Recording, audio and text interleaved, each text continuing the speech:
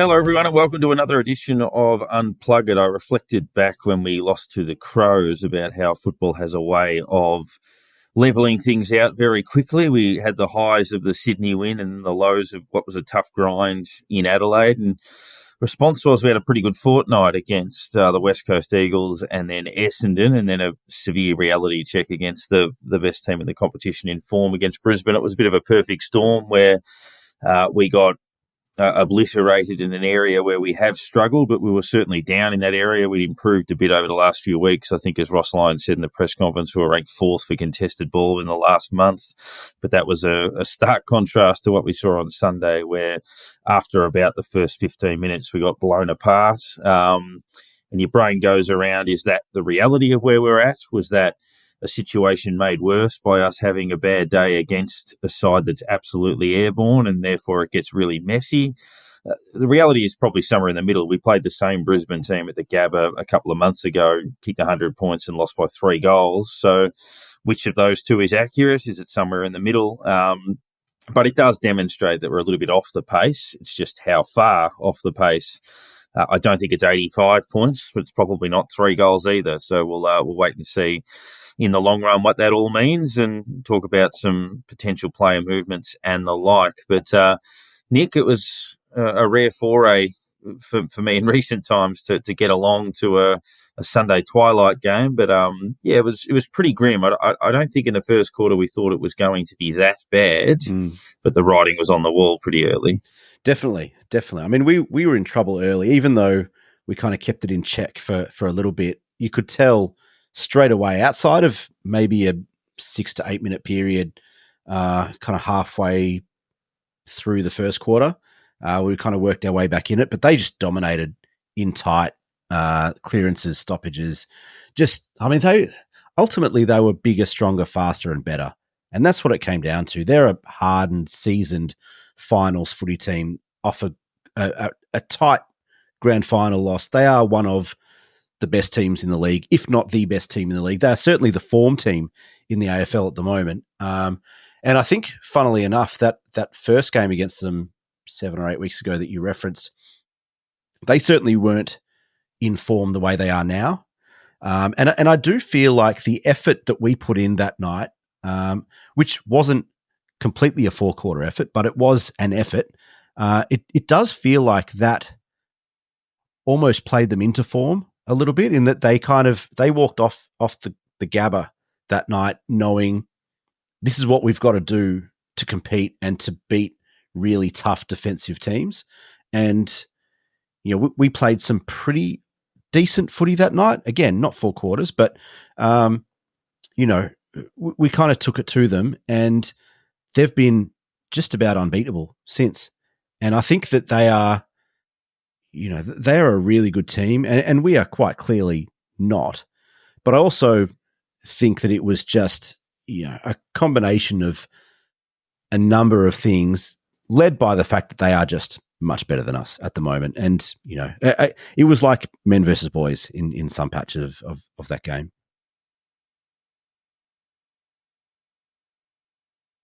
Yeah, look, I'm not sugarcoating it. I get the feeling that, that they would have our measure. But I think if we played them 10 times in the next 10 weeks, we wouldn't lose by that margin again. I get the feeling that that was about as bad as it gets in all aspects. But yeah, it's a learning experience. It's easily the biggest margin that Ross Lyon's ever lost by at the Saints, by I think a margin of about 25. I think he'd only lost by 10 goals twice previously. One of them was earlier this year in that right-off Bulldogs game. So it is quite rare. And look, as we say, they are flying. Their strengths centre around the depth and quality of their midfield. They're physically strong. We did all of the things that we shouldn't do. Like on the rare occasions we went forward, we kicked it to Harris Andrews. We would either fall over in defence or get outmarked or just drop off opponents at the wrong time. And then when we finally did win the ball back in defence, we moved it really slowly, mainly because they wouldn't let us go quick, but we didn't take any risks. It felt like we had to hit 15 targets in a row to get inside 50, and our skill level was never going to stand up to that. So it was a really painful, monotonous, repetitive process where they would bombard forward, we'd get the ball back, chip it around, then eventually give it back to them and they'd score. So it was a tough watch. Yeah, they just seemed to have every angle covered on the day. I mean, I was looking into the stats and things afterwards, and we did all the hard work and basically got nothing for it in the end. We were running. We were I think it was, we had the top 5 runners in basically most of the stats for the match.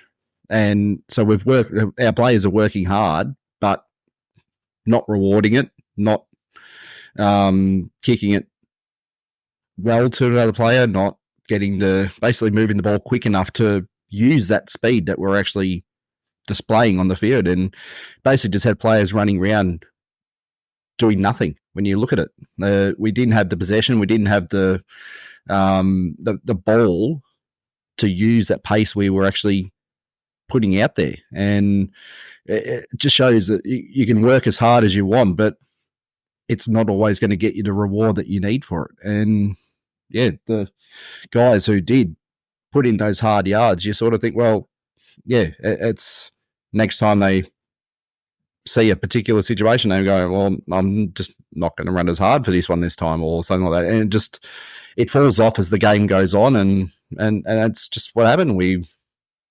Brisbane just ran over the top of us. They wore us down, and yeah, rightly so, put us away in the end. And you probably think early on, you look at the Cal Wilkie losing that contest and think that's probably signalling what today was going to be like. And it was a bit, so writing was on the wall quite early. So yeah, it was hard to watch.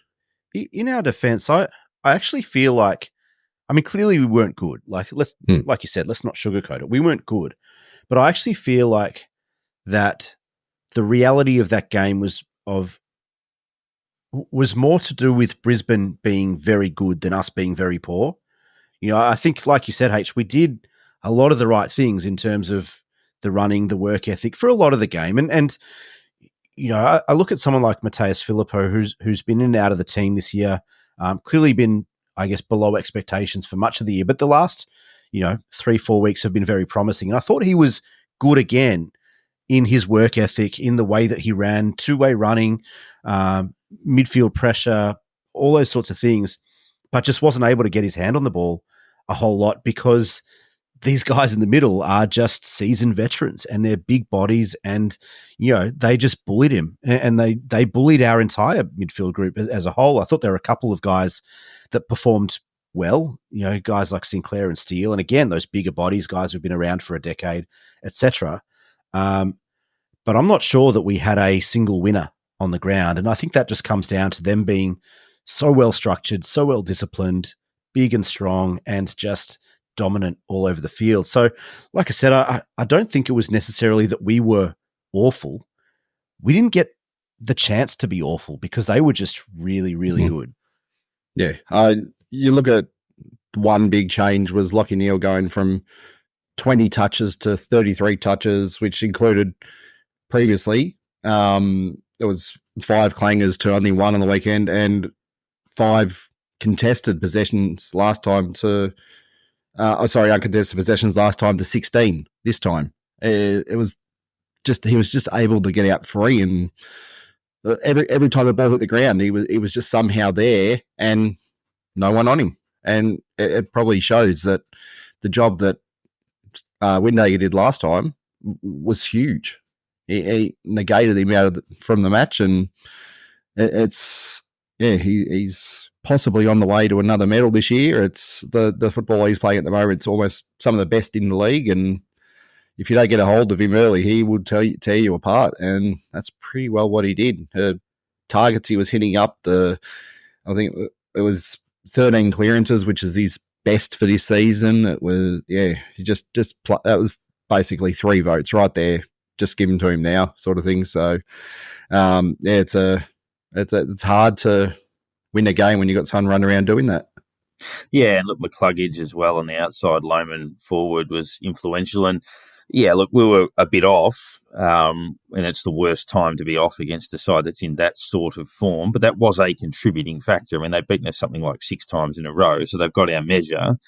But, as you spoke about writing on the wall early, I mean, Dougal Howard, who's been in pretty reasonable form, took an intercept mark, had about 20 metres of space, wandered off, and then his kick scrubbered along the ground, and they kicked the first goal of the game directly from that.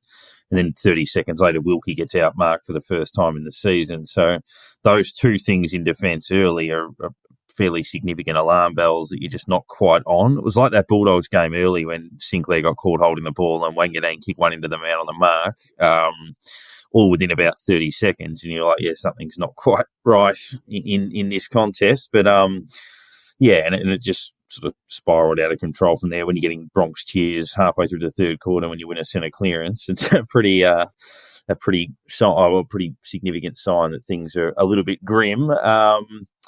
Wrapping a bow on that, we'll talk about the debutant a little bit later on. Angus McLennan, who I thought held up pretty well, but that's the segue into the vote. So I actually gave him 1, not in the sense that he dominated or anything like that, but I thought he was competitive early, took quite a few marks. He got caught holding the ball once or twice, but not through any mistakes. That was just the tempo of the game. I thought he handled himself all right. He was a mile off being our worst, so I gave him a vote. I gave Marshall a vote. Probably lost directly in the ruck to McInerney, but around the grounds competed pretty well and always has a massive crack. I thought they put a bit of homework into Wanganeen Miller, but he still fought through that okay. He didn't dominate, but hung on. I thought Membury was in really good form, and had we have actually had anything remotely type supply, he would have gone not at the level of the West Coast game, but he was playing quite well. I gave 2 to Filippo. Right in that he was restricted, but I thought he was our most damaging player with ball in hand and actually handled the circumstances of the game quite well. I gave 2 to Sinclair. He's had 30. He was creative. He was our only player that probably played a game that you would classify as normal. And the other one of those, if there was 2, was Josh Battle, who I thought was our best player probably on the course of the game in terms of holding up against the Tide. But H, how did you spread your 10? Yeah, I think it's going to be a pretty similar grouping this week. There was a group of players who probably were actually out there, giving a fair bit, and actually were the ones we saw on the day working hard in that. Also, I gave 1 to McLennan. I thought he's had a really good footy head on the weekend. He didn't look panicked, didn't look overall by the situation he was in. It did some quite nice things out there. There was one really good contested mark he took that was quite strong. Just the general thinking about what he's doing and not just getting the ball and firing it off as quick as possible sort of thing. He looked settled when he got it, and he used it well. So you'd have to hope he doesn't just have the one game and out. I'd like to see more football in him. It's probably the biggest upside on the day, seeing him come in and actually play some reasonable football. Go 1 to Philippo, as you're saying, on the day. His form's made good. He had a few touches, but just felt like he was a little bit quieter than what he has been. He wasn't as perhaps as damaging as he has been recently. Still a solid game, but not quite as damaging as what. I thought Rookie held up okay. He was given a lot of jobs on the day, it feels like. It felt like where he left was then the thing that started hurting us. And he'd move from one spot and all of a sudden, we'd begin hurt the other way, and it did as much as he could. Steal it through the middle, worked hard all day. 2s I gave to Sinclair. Did as much as he can. Day gave as much drive as he can, and it's just wasn't working up forward as well as it could have. But he popped up where he could and did as much as he could. Marshall, 2 goals, 7 tackles, not as 18 touches, not as big as he's had, but still numbers for a ruckman. That's pretty good, especially against probably one of the best ruckmen in the league. And two to battle as well, as you're saying, probably best on. It's whether you find a best on in a situation like that, in a game like that, it's a little hard to do at times. That probably, it's if he's maybe buoyed by a bit of a signing or something, we're not sure yet. But it's played.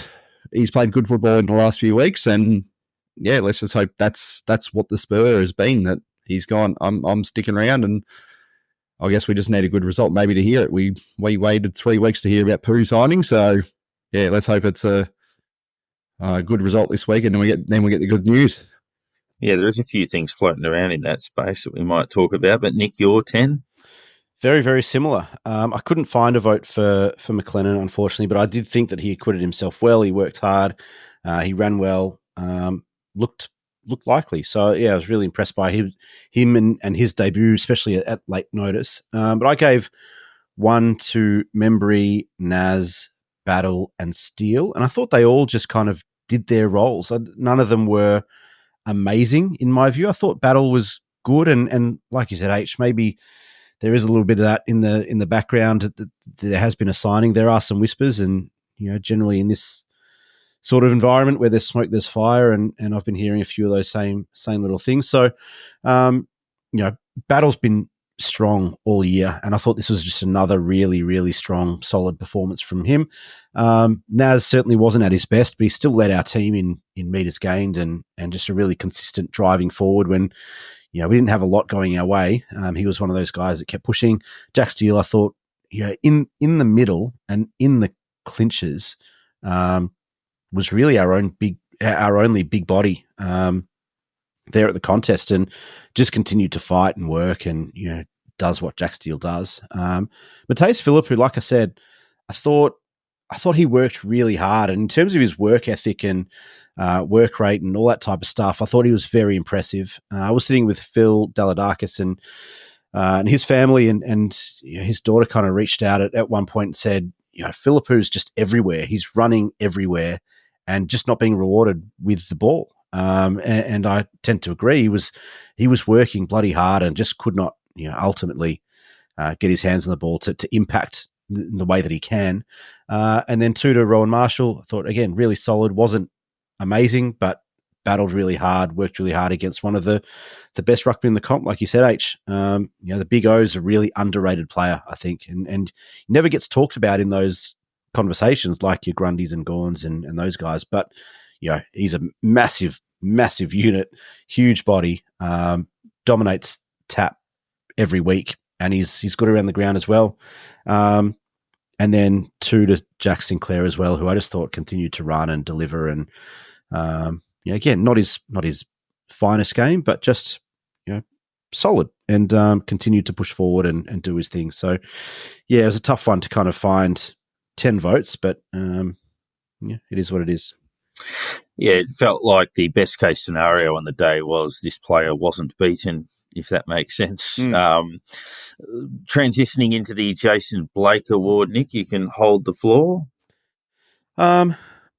It's a really tough one. I might give it to McLennan, only because I couldn't find him a vote this week. But like I said, just worked really hard, and probably deserved to be up there in terms of his debut in the way that he performed amongst the rest of the team, and just an honorary vote for Phil D this week. He wanted to give all 10 votes to the boundary umpire with the incredible moustache, who kept running up and down the boundary line in front of us. So I think that's what we settled on for the title of the episode, because it symbolised how distracted we had to get in the run by various other things. But H, your Jason Blake Award. I was really wanting to give it to one guy. He feel like he started the game well, but it's faded away. But he's been really good since getting back in the team, and that's Zach Jones. It was basically, it's probably based on his last 2.5 games, this one. That's the second half. I felt like he kind of went missing a bit. So, but we've all written him off, as I think most people had, and the last few weeks, the work he's been putting in has shown that he's working hard and wanting to be out there, and it's good to see. As we're saying again, we don't know where he's going to be going or if he's staying or what's happening there, but hey, the work he's put in the last few weeks, you can't be down on, and yeah, credit to him for getting back to where he is now. Yeah, I think that's absolutely a fair shout. I thought he was solid enough in the through most of the game when our midfield was getting completely obliterated. Mine was probably, and again, it's a tricky one to sort of pinpoint it out. I thought that, even though I gave him a vote, I thought Tim Membry was an encouraging sign in terms of his ability to compete and push up the ground. It looked a bit more like, circa 19, 20, 21 Tim Membry in that role. It was just unfortunate we just didn't get anywhere near enough supply. Your Shannon Knoll award, it's probably a bit easier. Back onto a guy that probably has, in the last few weeks, been up, and we've been saying that's what we've been waiting for. Cooper Sharman, he just disappeared this week. He's the kind of player we kind of needed to pop up and be that player to find something this week, and he doesn't get that, I guess, coverage from oppositions as much as a lot of our other players do. So it just needed to be maybe the player this week that was the one to pop up and find something in that forward line. But I mean, he's not going to make a 14-goal difference, but some sort of momentum might have come from him, taking a couple of nice marks in the forward line and being dangerous. But it just didn't seem to have that same, I guess, like you look at what happened last week where he was absolutely everywhere. Just didn't show up this week for that same thing. It's harsh if you get one player from that performance, but yeah, I'm just looking at what he's done those last few weeks, and I'd love to see more of that, especially when it's needed most. Nick? Mason Wood this week, we don't pot this bloke often. I mean, he's been a good servant for us the last couple of years. But I thought in this type of environment, when we're up against big bodies and just getting bullied a little bit, a guy who's been around for a decade, who's got a big body, who has the ability to, I guess, maybe not enforce, because that's not his style, but at least kind of get stuck in and utilize his size and his weight, probably could have had a bit more of an impact in that regard. Had a couple of lovely clangers as well, which didn't help. But he could have given it to 10 blokes this week, I reckon. So, it's unusual to give it to someone like Mason, but not his finest performance. Yeah, I think he even got falconed at one point, which is unlike him. Mine, I actually don't think I've given it to this player all year, which is quite surprising. I think because he's probably been in the nominations through most of them. And I think if a running player gets tactically subbed out of a game, not injured subbed, but tactically subbed at half-time, then that's a pretty bad sign as to what the coach thinks of how they've travelled. And I think for Riley Bonner, who had actually been a bit more encouraging in the previous couple of weeks, there was that moment in the first quarter where he turned a ball over with a terrible kick on the wing, and then the ball got sent back to him in a one-on-one contest. He then lost the one-on-one contest with no physical presence whatsoever, and Brisbane raced it down and kicked the goal. I thought it was an error that was magnified by the fact that he then didn't put enough physical pressure on coming back the other way. And look, he's got a few things he does quite well, Riley Bonner, but if you wanted it summed up as to why perhaps he got squeezed out of another club, it's that type of thing. So I'm not prepared to put a line through him and say that's that or anything like that. It's one example, but they are the things that kind of stand out if you're wondering why somebody is a recycled player and not a one-clubbed player, and hopefully that's not too harsh. But that's putting a rubber band on a pretty tough game against Brisbane. We'll preview Richmond a little bit later on, but before that, it's our next special guest.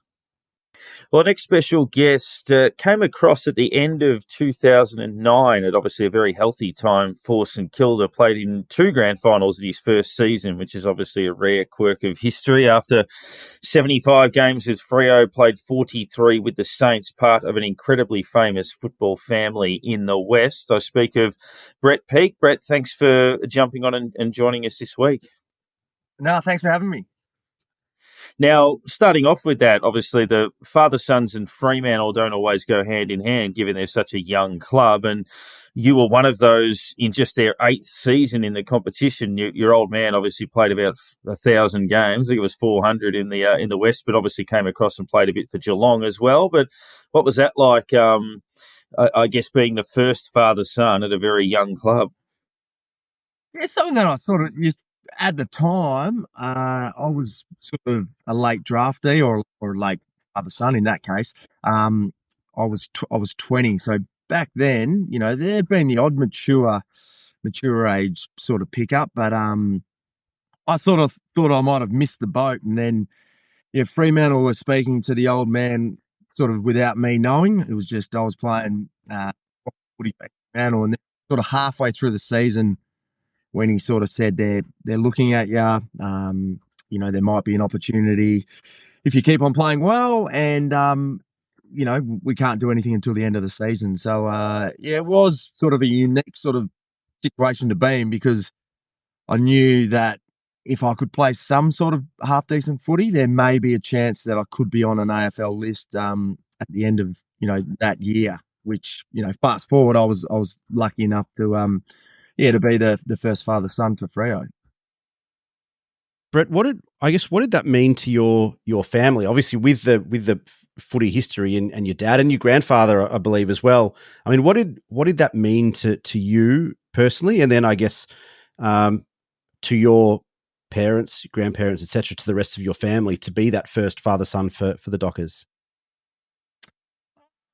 To be honest with you, we got a really small family. Obviously, mum and dad and my sister were obviously thrilled that I got the opportunity. But yeah, obviously that uniqueness in regards to being sort of the first father-son, which to be honest with you, to be blatantly honest, it's something that I haven't really been asked, and you're putting me on the spot to think about it. It's more going back down memory lane to think about it at that time. And I did get a lead in as well to that sort of I knew that I was going to get taken sort of late in the year, and I was fortunate enough. Fremantle put they lodged to see if I was able to train with Fremantle for the last, I think, three games, the home and away season, and then they played Essendon in a final in Perth, which I was lucky enough to train. And I still remember it was a Thursday night, and I got to train and run out with the team, and they were going into their first final. So there was a whole uniqueness to it. And then I was lucky enough to go away to London with the team. They played an exhibition match against West Coast over in London. So I hadn't even technically been drafted yet, but I got to go over to London with the team. So I sort of knew, once I did get drafted, I came to day one of pre-season, I actually knew the lads, a little bit, rather than the draftees that obviously had come fresh in and sort of had only seen them play on TV. So 2005, you debuted for Freo, play mid-season, came into the team. By the end of 2006, you were actually selected and travelled over to Ireland to play for Australia. How did it go being basically in your second season of your career, being selected for that, I guess, prestigious sort of position to represent your country? Yeah, that was back in 2006. I'll go back to 2005, played the last 10 games, found a little bit of form, for a sort of a younger player, sort of got the opportunity and sort of, I suppose, took it. And then 2006, a solid year, both as an individual, but for the club as well. We made it to a prelim final against Sydney. Obviously was sort of on that night to come away to potentially reach the first grand final. But to looking back to go over to Ireland and play with some incredible, talented individuals. Kevin Sheedy was the coach, which that says enough. It was a really good, enjoyable learning experience to go over to Ireland for 2 weeks and come away with the chocolates in a 2-game series, and was fortunate enough to, run out there and play a hybrid game in Gaelic footy and thoroughly enjoyed it. And that's something that I sort of do look back on and, you know, represent the country, which, you know, was a proud moment, is a proud moment. And something that sort of I'll look back on and go, yeah, it was a good achievement. A two-part question. So, end of 2009, you request a trade and end up at St Kilda. So, I guess the first part is, how did it end up being the Saints? And what was your first impression going into a club that had come off a grand final and was coached by Ross Lyon? What was your first impression going, I guess, from, it would have been Mark Harvey at Freo into Ross Lyon at the Saints? Yeah, well, I remember this part pretty clear. I was over in Melbourne for the 2009 grand final, the week up, leading the week up to it, and I sort of had a few chats, and then I actually had a meeting. And this sums up where St Kilda were at that stage and how professional individuals were, but also the club. I actually met with Lenny Hayes, Nick Riewoldt, and Ross Lyon on the Monday or the Tuesday. I reckon it was the Monday morning. They'd just lost a grand final, and I'm meeting with two of the greatest to play the game and one of the greatest coaches to never win a grand final. And I didn't know sort of what to take of that. I didn't know what to say. They'd just, you know, lost a close grand final to a very good outfit in Geelong. And here I am talking to them, not really knowing what to say. But what I took away from that meeting was, yep, they didn't reach the pinnacle and they didn't come away with the trophy in 2009, and they were straight on the front foot to potentially bring players in that may have been, you know, that extra 1% to get the ultimate success. And yeah, I just remember leaving that meeting going, that's crazy. Like, you know, probably would have thought they would have been on the beers, you know, Mad Monday, dwelling what would have been, what should have been, but it just completely showed how professional they were about it, and how much it hurt to then, you know, get on the front foot and go, okay, well, we haven't been successful, so now we've got to go again in 2010. So that was huge in my mind, knowing that how good the club was.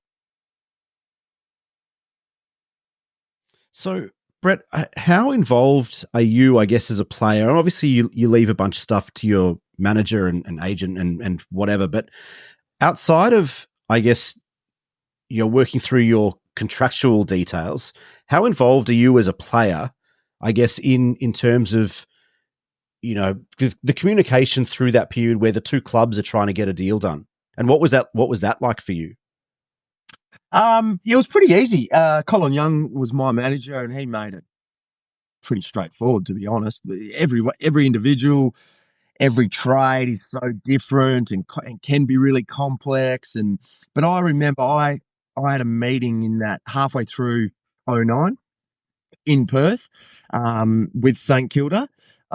They were just, you know, feeling things out, and you never get your hopes up. And I didn't sort of know where my career was going at Fremantle, et cetera, et cetera. But it was a pretty seamless transition to be then traded to St Kilda and make the move over to Melbourne and sort of, you know, get on the ground and start the hard work in sort of 20.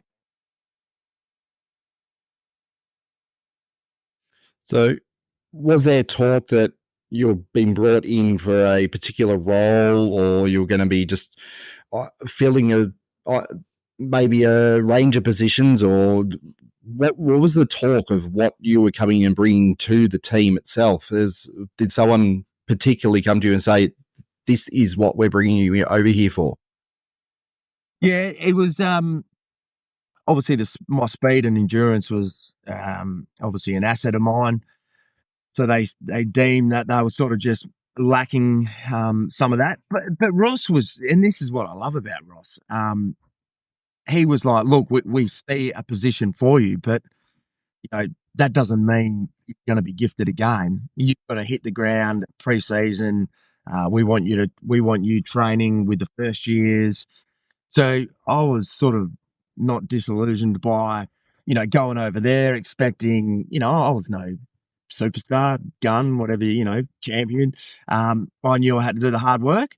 And that's what I loved about him. He was just direct. He said it how it was. And I knew when I jumped off that plane and went to pre-season day one, I knew that I was the 48th bloke on the list. And I had to prove everything to not to him, to the squad, to the players. And I actually really enjoyed that sort of that late 09, 010 pre-season. Obviously watching some of those guys. St Kilda had a superstar core of players during that era. And I was lucky enough to play with them, train with them day in, day out, and obviously, fall agonisingly close on, the biggest game in Australia. Just on that aspect of it too, the one thing that was admirable about that particular era was the one soldier down, one soldier up, where no one was ever out of place. Everybody did exactly what they were asked to do. No one fell off the chain, if that made sense. Players ran to exactly the right spots. As someone who was a new recruit, how easy was that to pick up? Because you did slot in seamlessly, where it was never a case of, this player's broken the line or anything like that. It was just so disciplined. Yeah, and it was 100%. Very goal orientated, which I sort of hadn't really come from.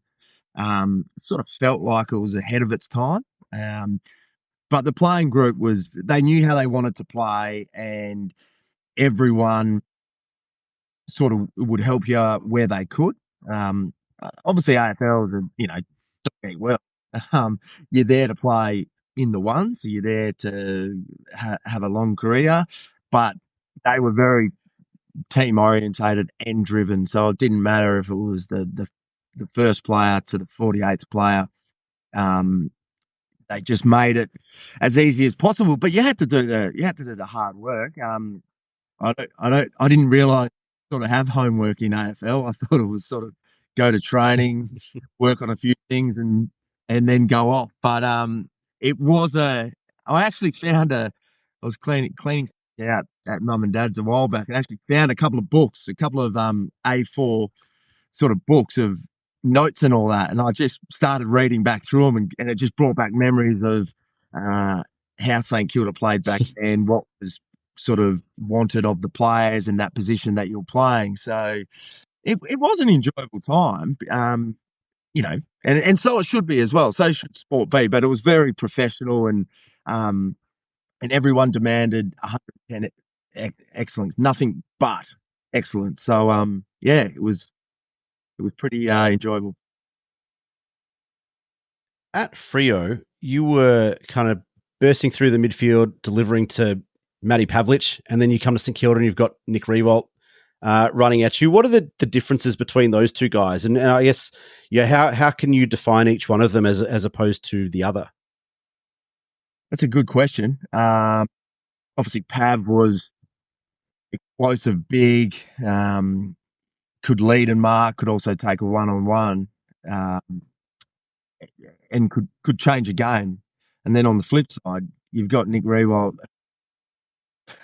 just grounded his opponent into the ground and could run from full forward to full back and then back again. I've never seen someone train so hard and demand so much from the playing group than Nick.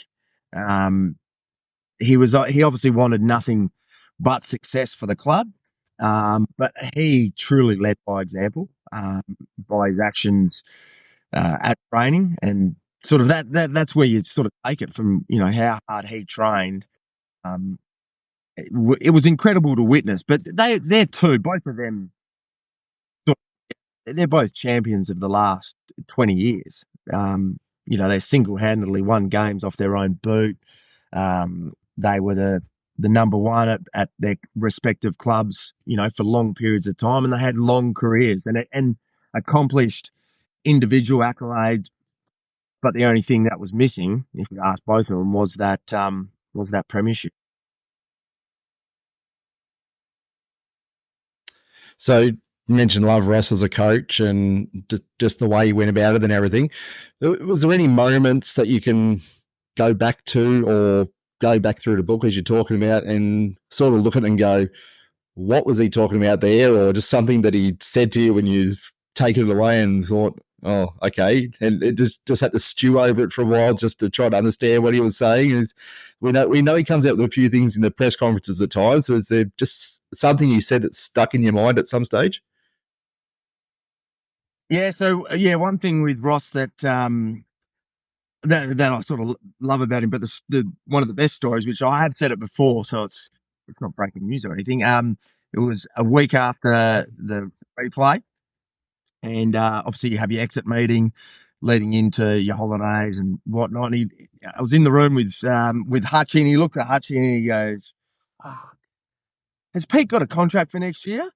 And then Hutchie was like going through his paperwork or whatever, and I'm just like, "Because if he fucking does, get rid of it." And I was just like, I didn't know what to think. I don't even know what my facial reaction would have been. And I just sat there, just looked at him, and then he was like, "Yeah, just get out." So then I just remember driving in my car, driving home, going, "Well, that was an awesome meeting. I wonder if I've even got a job." And then he actually rang me up and goes, "Let's catch up for a coffee." Ended up catching up for a coffee, and he goes, "Look, I totally apologise for sort of what I said and how I said it." And I was like, "You know what? You don't need to be. It was sort of warranted. It is what it is. You've just come off your second, loss and then a replay, but no 9 as well." And it just made me more sort of respect him and go back to training in pre-season and put in the hard yards to see if we could, try to get that elusive premiership in 11. But yeah, I love, every now and then when you hear his press conference and his mannerisms and how he goes about things. He's got some crackers, but I just loved his honesty. You knew where you stood with him. That's all you want from a footy coach. If you're playing good footy, you don't want over the top plays. And once again, if you're not playing good footy, you want to know how you can work on it to get back in the team. Pretty basic. And sort of I've got those traits, going on outside of footy. I reckon every sort of boss employer should be the same thing. Like there's no point of sugarcoating it. Just tell it how it is, and then you should majority of the time get the best out of your employees, or in that case, your footy players. So the drawn grand final, obviously, it was a strange feeling to have 100,000 people in silence as a siren sounds. What's it like on the ground trying to process that has happened? And I remember feeling as a supporter, an hour after the game or that night after the game that we're in really good shape, that, we've got their measure now, we've run them down, we'll be okay. But as the week drew on, that feeling kind of disappeared as, people started to suggest that the club was tired and, players were battling a few little niggles and stuff like that. What was the situation going into the replay? Were we a bit banged up as the rumours suggest? Well, going back to the first question in regards to how sort of awkward that first one, when it was a draw, everyone sort of was like, "Oh, what happened?" You could hear a pin drop. It was great. It was crazy. And we sort of did. I think it was Lenny Hayes and Nick Maxwell were like, "Well, what the fuck happens? Like, what do we do? Do we play extra time or do we come back and play a whole nother game?" And I'm pretty sure we knew that it was come back and play another game. I totally disagree with you. As a player, as a supporter, as an organisation, you go to a grand final day or the final game of the year, whatever it is. That's it. That's the final. Your supporters are going there to do the same thing. You go home a winner or you go home a loser. That's sport. That's competition. So once we knew we had to get on the high, go again. every game you go, players in the season, no one ever plays 100%. So, yeah, there were players, but Collingwood would have been the same. It was going to come down who could mentally forget about the week before, which was the draw, and who could just get on the front foot and come out and throw the first couple of punches and hopefully put a blow in the other team. In our case, obviously Collingwood came out, some crucial parts in early on the game, and then the game sort of just got away, and the rest is history. So it was a super unique feeling, and I'm glad that there is no drawn grand final now. They do play extra time because all as it is, it's just a money grab for the AFL. That's all it is. Why would you want to go and play a whole nother game when you've already played 2 games and 2, 3, 4 finals, whatever it is? Why would you want to go and do it all over again? Like, the biggest spectacle of AFL is grand final day. You can't replicate that 2 in a row. You can't. But at the end of the day, that they were the rules. That was what was put in place, and Collingwood were just good. They had some super players in that era. So as much as hard as it is, you take learnings from that. Outside of football as well, losing. At the end of the day, it is just a game. I know it's a big business. I know there's people that bleed AFL clubs and they want to seek success, and so do you as an individual and as a player. But unfortunately, there's always going to be a winner. There's always going to be a loser, and life goes on. So you still have flashbacks of it though, because it would have been I know what winning a grand final is like at a lesser level. So I could only imagine what at AFL level what it would feel like, and what that bond would mean forever in a day. So anyway, it wasn't meant to be. You mentioned earlier when you came to St Kilda and you met with Rui and Lenny and stuff the week after the 09 grand final, and the drive and the passion and all that willpower and all that sort of stuff to get up and do it again in 2010. Could you feel a shift in that, I guess, mentality, emotion, etc., I guess, leading into 11 after the draw and then the loss? Was it a different feeling, I guess, for you and for the group as a whole?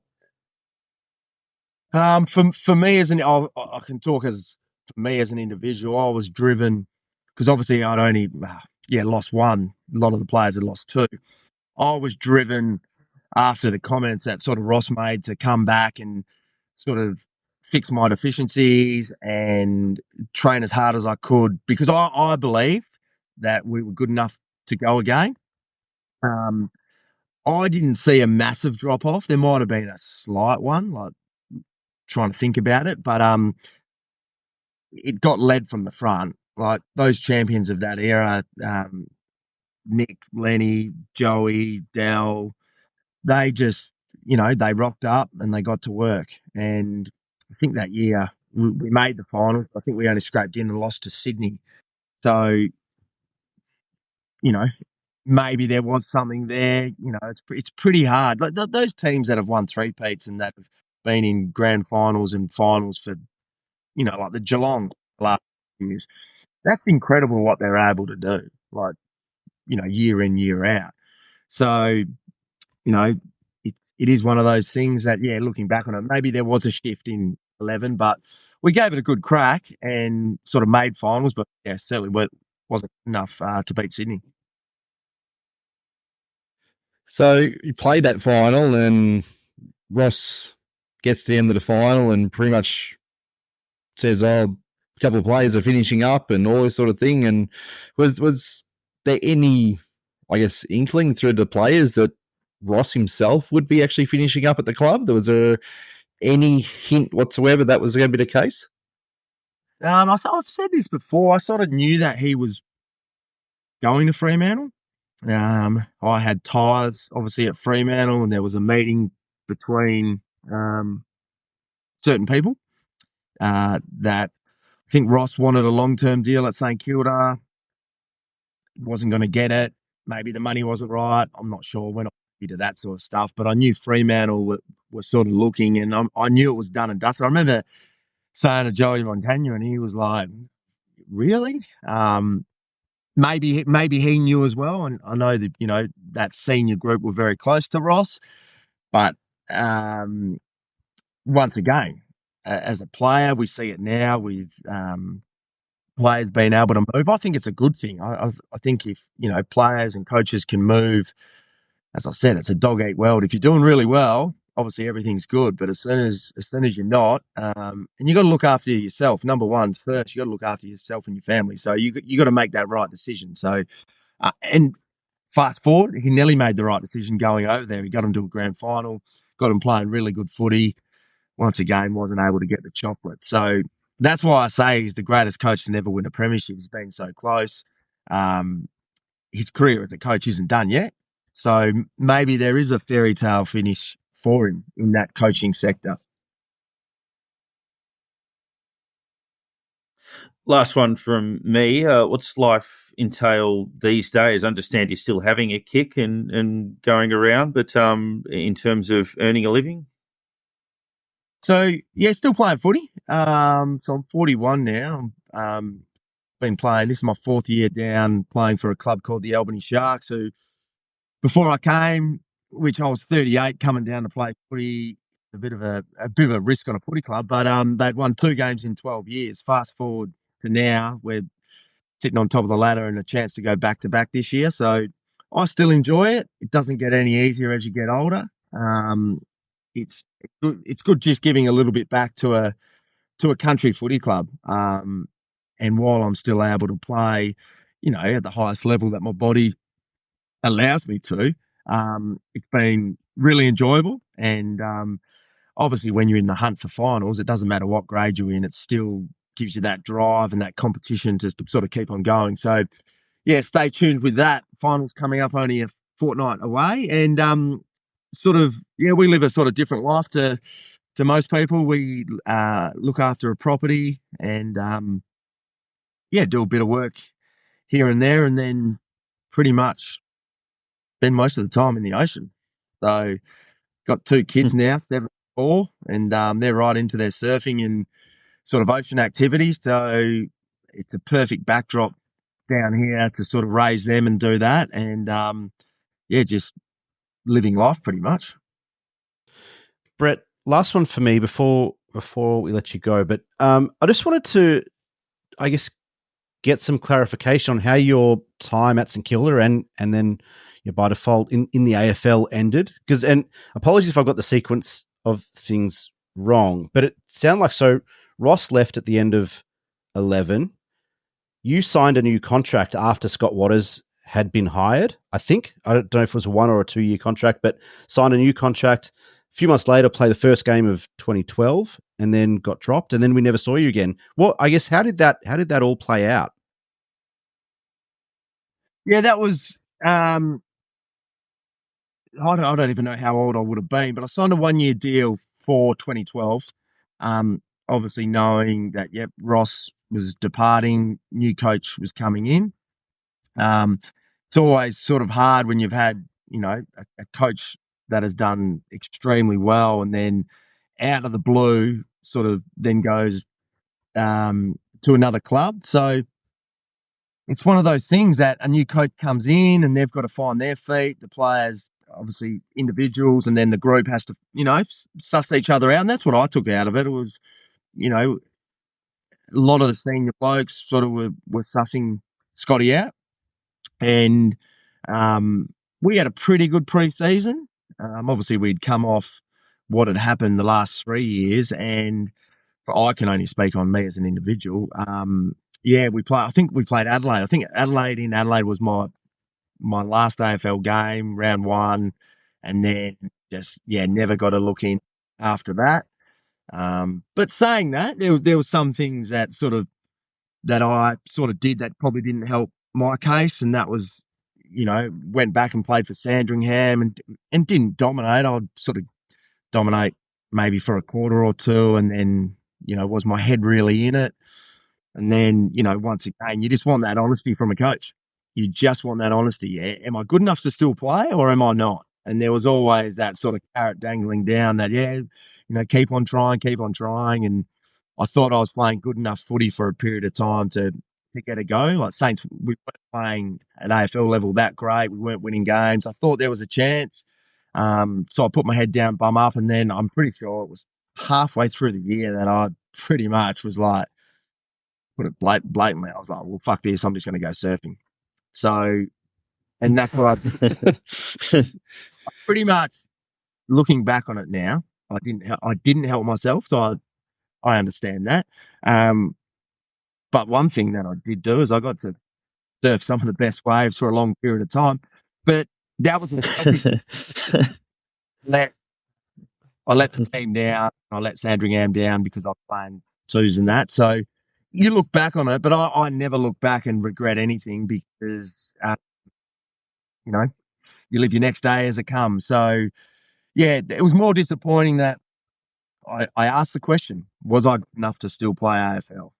So, and coming from Ross would have said, yep, you are, or no, you're not. And then I would have known where I would have stood. And then I would have, could have spat the chewy out and then been like, no worries. All right, well, my focus now is going to be to help these younger kids come up, play good Sandringham, hopefully get Sandringham into the finals, into a grand final. But it sort of didn't end up like that. And I actually didn't go. I think I went to 2 AFL games in the back end of 2012. When you're not playing, you usually go support your team and all that.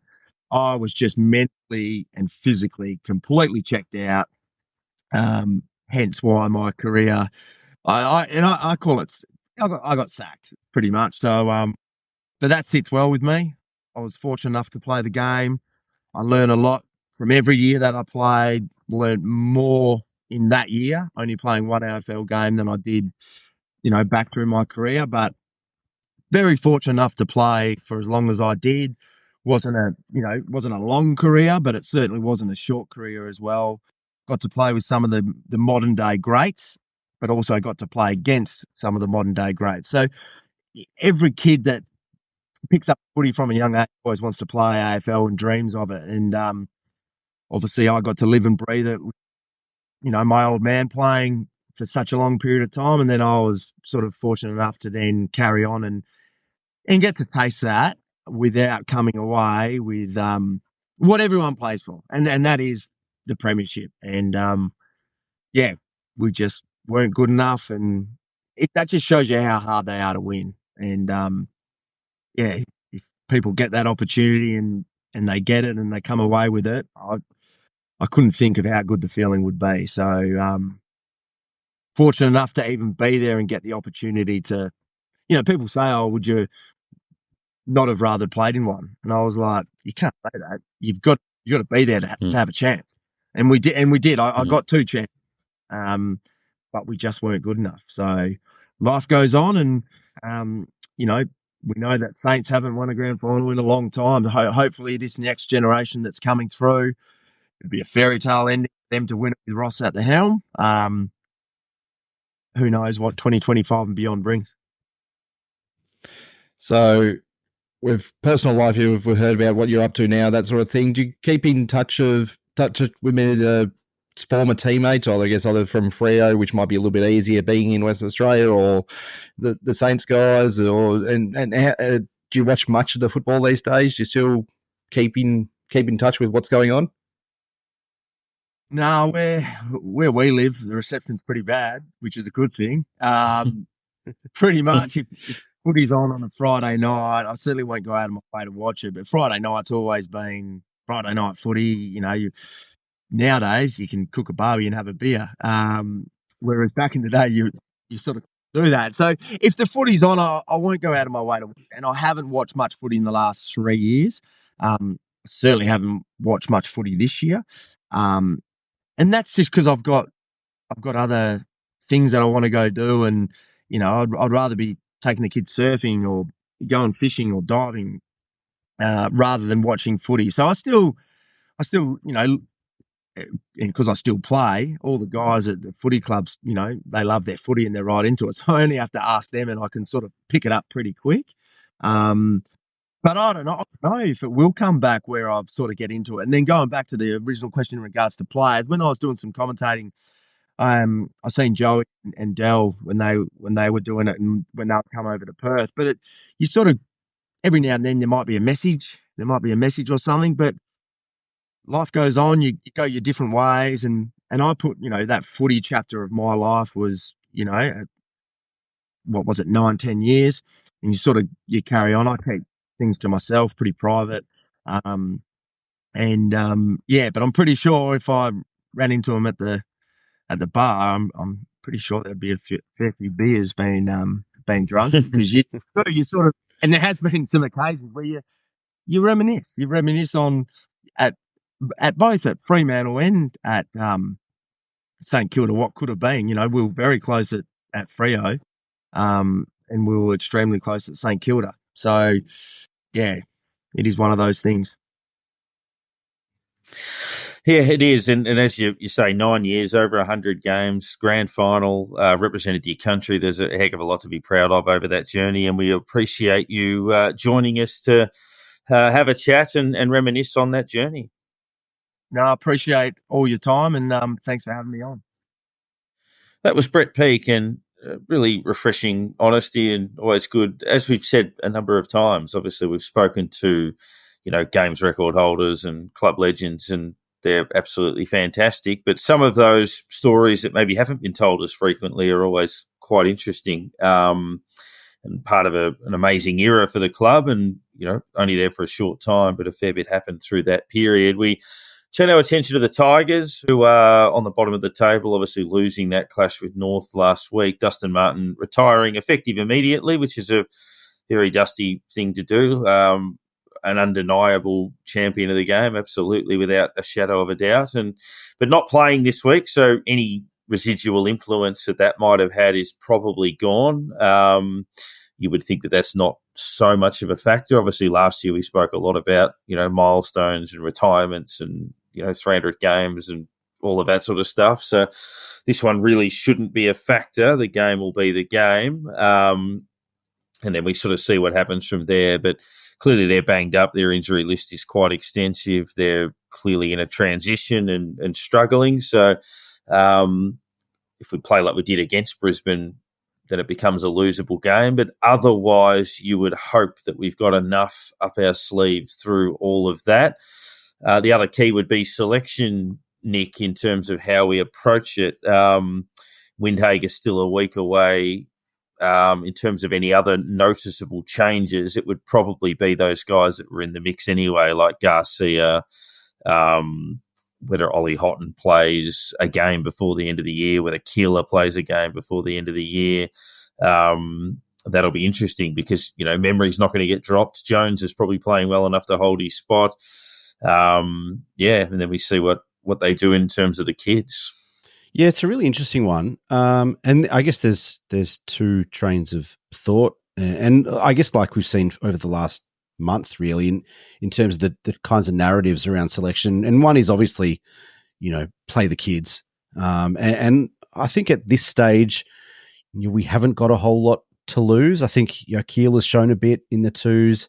Max Heath has shown a bit in the twos. Ollie Houghton's shown a bit in the twos. Garcia we've seen a bit of throughout the course of the year, and I'd like to see him come back in. Angus McLennan acquitted himself well last week, and deserves to get another run if that's how we go.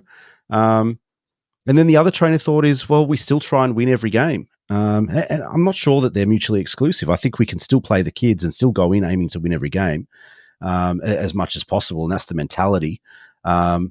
Understanding that there's going to be some inexperience and youth and smaller bodies and all that type of stuff. But this is the time of year where, come and see what some of those kids can do. The flip side is seeing what some of the guys that are already in the team can do. And we've talked about it all year that, what does it look like with Mitch Owens pushing into the middle? What are some of the other moves that we could make to take a look at what the future looks like for us as a squad, as a list, as a playing group?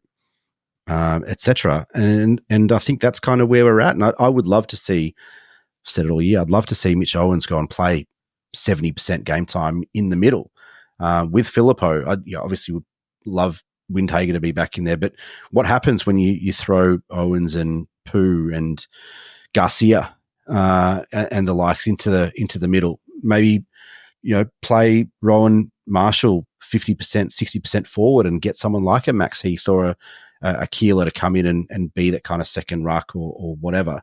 I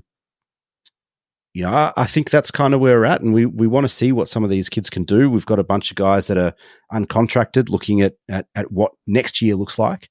I'm not sure what we have to lose by seeing what some of those kids can do up against a group of, another group of kids, essentially. There are a lot of inexperienced young kids coming through at Richmond, playing for their futures as well. This is the perfect week to blood a few of those guys and see what they can do.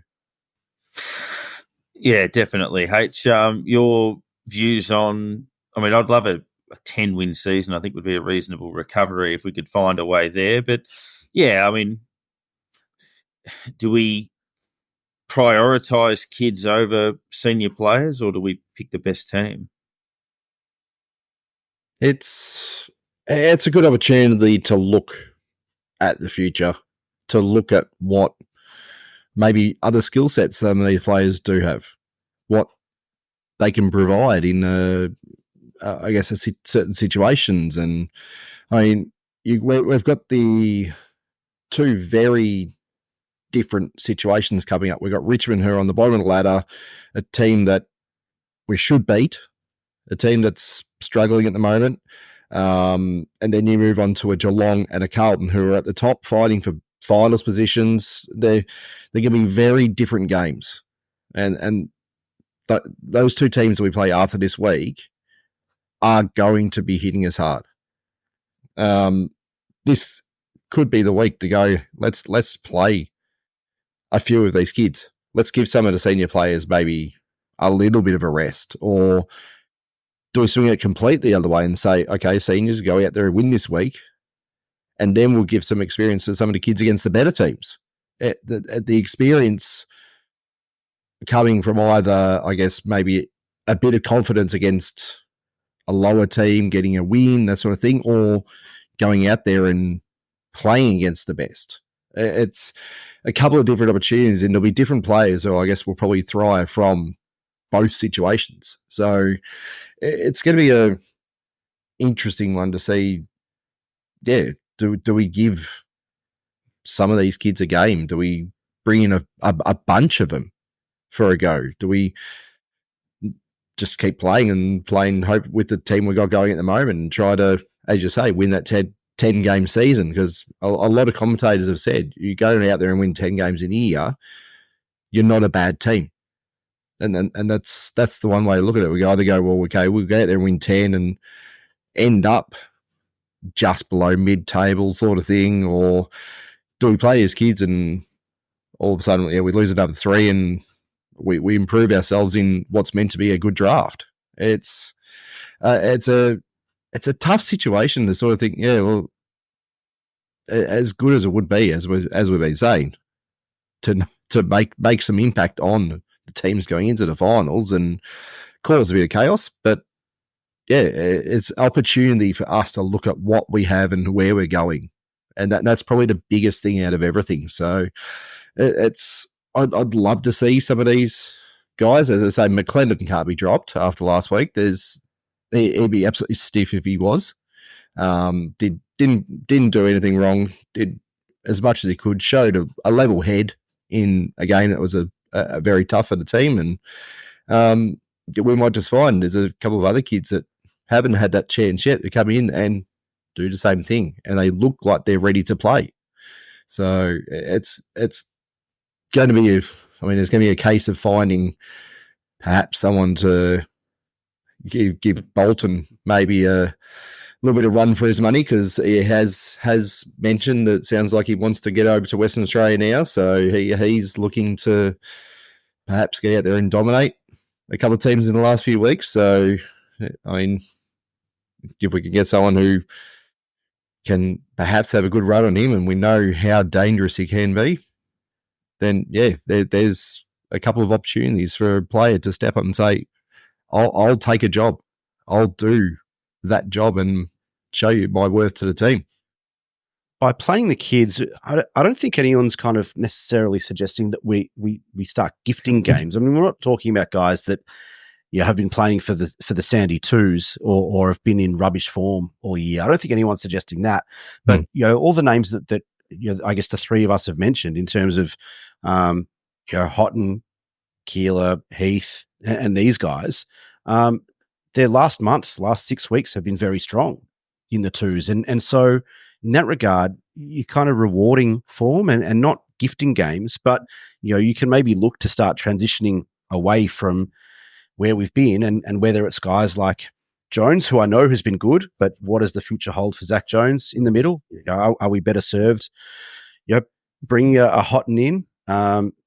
We've spoken about the conundrum of a second ruck all year and for years. So what is that?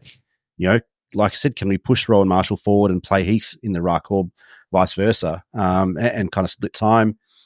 There's a few guys there that have played really good footy for a month or 2 months, and so it's not just about gifting games to kids to see what they can do, but they've played good footy. So how about we see when they step up a little bit?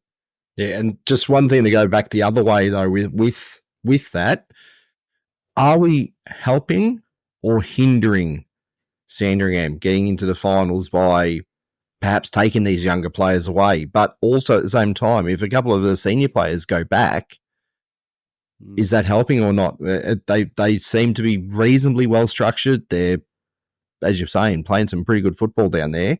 We'd be taking away a couple of those good players from them. But yeah, perhaps a couple of senior players may be able to go down there and just give them because I think they have to win all their matches from now on to make it. One game being against Richmond, who are just sitting in the finals at the moment.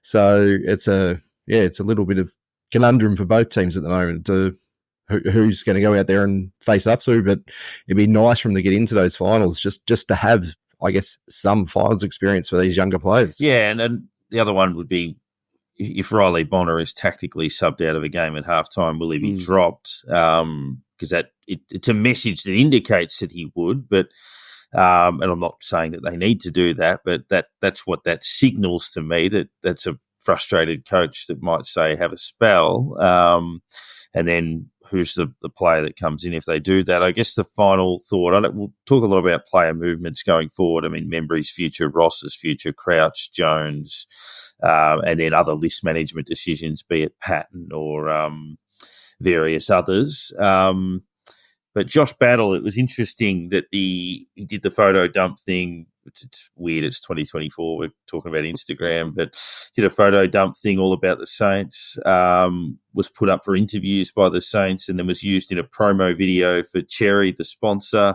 And then Hawthorn have been linked to a couple of other key defenders in the last few weeks beyond Josh Battle. So if you're reading all of that between the lines, is he now more likely to stay than he was 2 weeks ago? Maybe. But yeah, those jungle drums are starting to beat the other way a little bit. That it's not a clear-cut case that he will leave. Yeah, it did feel like, if we go back kind of 4 or 6 weeks, I think, we were talking about the fact that it felt more likely than unlikely that he would leave. It felt like, he was on the way out, that there wasn't a lot that we could offer him outside of money. And we do have a war chest. We've got some cash to spend. But, if his consideration was, he wants to go and play finals and, in a building, developing team full of kids, impressive kids that are playing some good footy, that Hawthorn is a pretty attractive destination, especially if they're willing to, offer him an extra 50 or 60% on his current contract, that even if we could beat the money, that the ability or the potential to go and maybe play in a flag before we're in our window again, that could be pretty attractive. But it does feel like, and like you said, there are those jungle drums beating, that it does feel a lot more now than it has all year about Josh Battle staying. And for all those reasons you mentioned, photo ops, interviews, promos, etc., and then you add on top his little photo dump as well. It does feel like there is a genuine, connection, passion for the footy club now that we're seeing, and I do feel like it's starting to come out in form. He's been in really good form for a while now, but it does feel like, the last 2 or 3 weeks he has played a bit freer, a bit, less emotional, less conflicted, distracted, etc. And it does feel like potentially, and again, speculation, but it does feel like potentially he signed his deal a couple of weeks ago, and that's now the elephant's off the back. And the club waiting for the right time maybe to announce it, maybe off an absolute thumping from Brisbane. The positivity out of that contract might have been a good thing. But, 3 weeks to go, all games that feel winnable. Obviously, we beat Geelong last year, lost to them narrowly this year. We tend to go all right against Carlton, who are struggling a little bit. But first step Richmond on the way. I think they're not quite one of the 3 Cs, but I think you want to beat them anyway, regardless of where it sits on the spectrum. But fingers crossed for Sunday, and a good chance to bounce back from the Brisbane game, and then we build into hopefully claiming a scalp in the past fortnight. But go Saints.